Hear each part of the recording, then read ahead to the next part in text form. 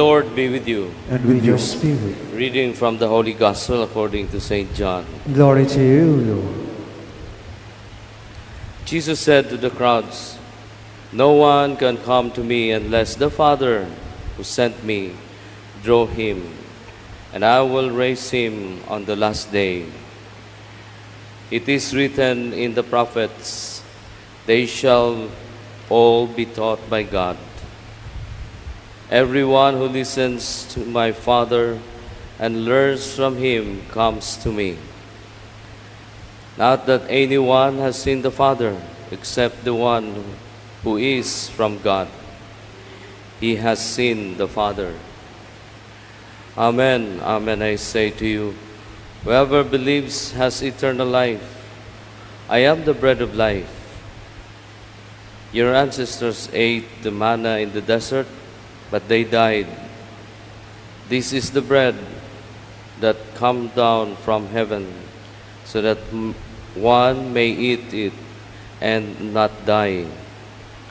I am the living bread that came from heaven.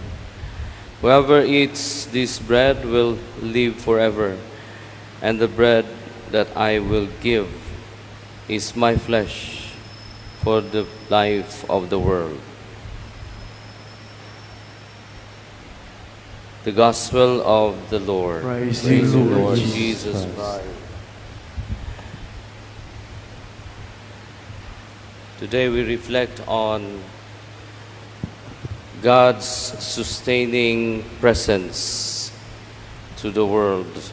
People might not know it, but God sustains our faith by giving His Word in the Scriptures and in the sacrament of the Eucharist, which we, Christians or Catholics, believe that the presence of Jesus is in the bread and wine that is transformed into His body and blood. That as we accept, we receive, we commune with this bread from heaven, the body of Christ, we believe that we will enter into the presence of God. And my brothers and sisters, we continue to reflect that Christ is not only human, but He is, according to Him, from the Father. He is supernatural as well. Di lang siya tao, kundili Ginoo. Gikan gyud siya sa Ginoo. Siya og ang amahan usara. According to the Gospel, Jesus said, those who will receive this bread will have eternal life. The challenge is, kining pagkaon sa lawas ni Kristo, dili lang ni siya para ugma, kundili karong adlaw, unsa man ni siya sa atong kinabuhi. Because today would lead us to tomorrow. Ang atong ugma, no? Kung nagtinguha ta nga malangit kita, sugdan nato ang mga buhat aron ta makaabot sa langit. Usa sa mga pagtulunan mao to hear and listen to the voice of God in the Scriptures.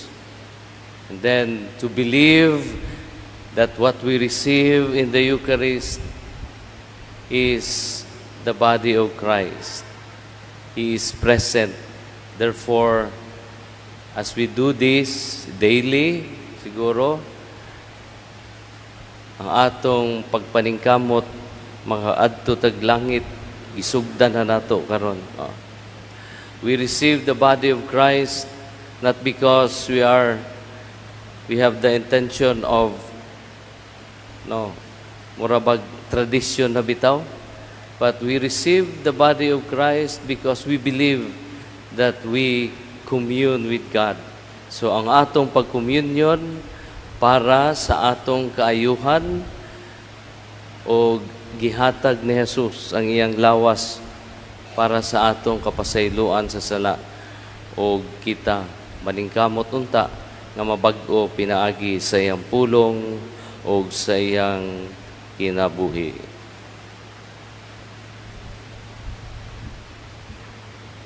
Please stand.